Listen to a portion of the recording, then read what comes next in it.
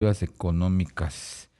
Vamos a platicar con el subdirector de Análisis Económico y Sectorial de Cibanco, James Salazar. ¿Cómo estás, James? Hola Darío, buenas tardes. Te saluda Un gusto Rogelio estar Varela aquí. también. Bienvenido, James. Hola Rogelio, bien, muchas gracias. ¿Qué está pasando con el dólar? ¿O qué está pasando con el Sí, peso?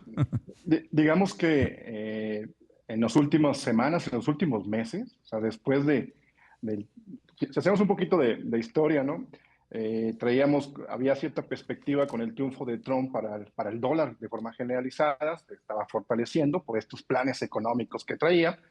Pero a partir sobre todo de febrero y luego en marzo, empezar a iniciar con aplicar aranceles en abril, pues empezó a darse un reacomodo en los flujos de inversión a nivel global. O sea, ¿qué fue lo que pasó?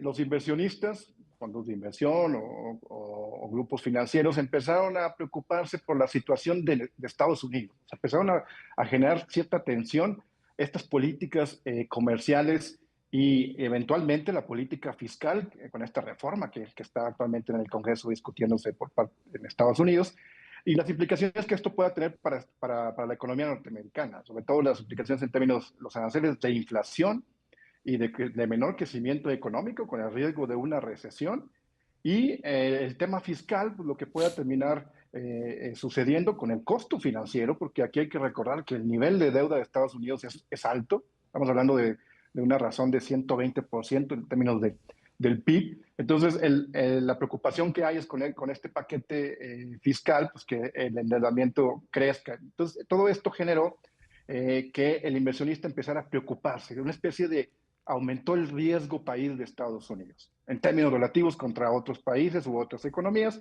se da una salida y esta salida se ha prolongado.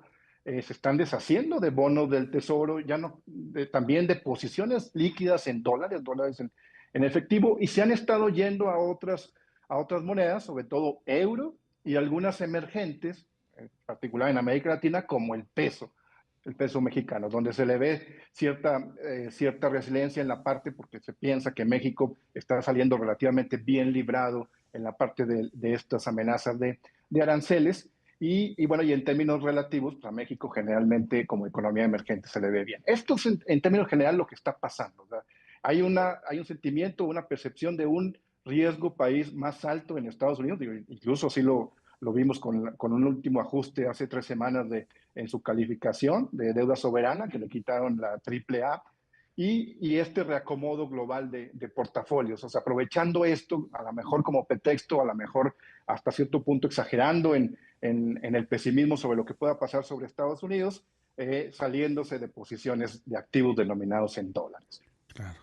James, y en esta coyuntura que nos comentas de dólar débil en los mercados internacionales, ¿tú ves que el superpeso esté de regreso? Mira, es relativo. La respuesta te diría es fácil, pues va a depender de qué tanto siga cayendo el dólar. El problema es que no se sabe pues, cuánto tiempo pueda seguir cayendo. Yo he escuchado a algunos analistas decir, bueno, todavía puede retroceder de forma generalizada otro 5%. Hay unos en gurús en Estados Unidos que dicen hasta 10%. La verdad es que no se sabe. O sea, nosotros pensamos aquí en Cibanco que a lo mejor quizá una vez que pasen estas treguas, o sea, que pase julio, que pase agosto, con estas nuevas amenazas que todavía están latentes de aranceles unilaterales por parte de Donald Trump, quizá el mercado ya se termine acostumbrando por completo a Trump, así como sucedió en el primer mandato, que se terminaron acostumbrando, ya no le creyeron, o se pensaba que, bueno, es una estrategia de negociación y que al final de cuentas se iba a terminar echando para atrás. Pensamos que esto puede durar algunos meses, a lo mejor todo el verano, pero a partir de agosto, septiembre puede cambiar un poquito la perspectiva, ¿no? Entonces, aquí, eso por un lado. Ahora, también conviene recordar de dónde venimos. O sea, hace un año, bueno, un año, un mes, o sea, en mayo del 2024, estábamos en 16.50 el tipo de cambio. Viene todo el tema interno con el triunfo de la presidenta Sheinbaum, el tema de la supermayoría en el Congreso, el plan C con la inminente aprobación de reformas controversiales constitucionales, en particular la de judicial, y el peso se deprecia cerca de un poquito más de 3 pesos, o sea, se va hasta 19.50. Ujú. El último tramo lo hemos visto por Trump, o sea que por momentos en febrero nos fuimos a 21.30, pero conforme el mercado ha pensado que el peor escenario con Trump no va a suceder, pues ha borrado esa presión por el lado externo, pero del lado interno tenemos un piso muy fuerte. O sea, difícilmente vamos a regresar a los niveles que teníamos el año pasado, bueno, los primeros 5 meses del año pasado, porque el riesgo país también en México se ha deteriorado. O sea, es un hecho que esta parte institucional que se ha cambiado, sobre todo con el tema judicial, sí nos puso un escalón arriba en materia de ponderar de forma negativa a los activos denominados en moneda mexicana. Entonces, ¿hay margen para que se siga apreciando el peso? Sí, pero limitado. O sea, nosotros estamos pensando que pudiera ser, a lo mejor en un escenario base, en las próximas semanas, pues quizás acercarse en el mayoreo 18.70, incluso 18.50. O sea, sí, ahí sí le vemos un piso muy fuerte por el tema interno. O sea, no pensamos que se vaya a deteriorar todavía más la situación local. Específicamente, James, específicamente, ¿qué factores internos son los que impulsarían al peso? Internamente no es que lo terminen impulsando, más bien es que le ponen el riesgo ya o el deterioro que se dio en el marco institucional, ya le puso un piso a la apreciación que se puede dar de la moneda. O sea, ¿hasta dónde puede bajar? Decimos, bueno, pues a lo mejor hasta 18.50. Entonces, en ese sentido, el tema del superpeso se limita. O sea, ya a lo mejor la apreciación que falta o que resta por darse, pues ya es poca, por decirlo de una forma, en términos relativos, aunque ya ha bajado de forma significativa, pues más de un peso en los últimos días, ¿no? Entonces, en ese sentido es que no es que veamos un superpeso, porque venimos, hay que recordar lo que les decía, de 16.50 y estamos ahora más pegados a los 18.90.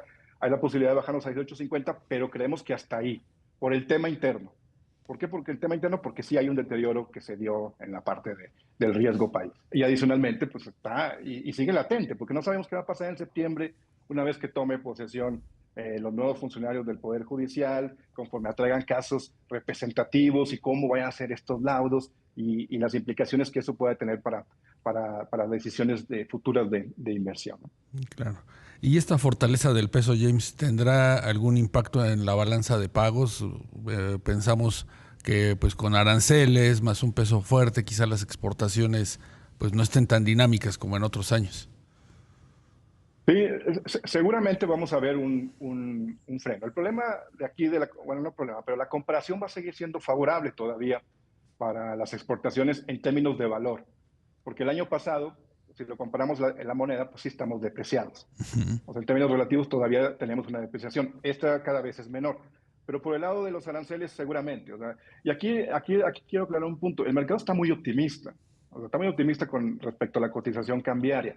Porque la realidad es que el escenario sí se ha deteriorado. O sea, sí estamos pagando aranceles. O sea, a lo mejor no el peor escenario que se podía pensar, pero cerca de la mitad de las exportaciones mexicanas están siendo sujetas a un arancel. Y en términos generales, el arancel promedio ponderado que estamos pagando es mucho más alto que lo que se tenía antes de la llegada de Trump. Entonces sí, y si eso le agregamos que hay cierta debilidad en la industria en Estados Unidos, pues es muy probable que los flujos comerciales, ya lo hemos visto en algunas señales no muy claras o muy contundentes en los últimos reportes, pero muy probablemente se vayan a profundizar esta desaceleración de las ventas mexicanas al exterior, sobre todo al mercado estadounidense.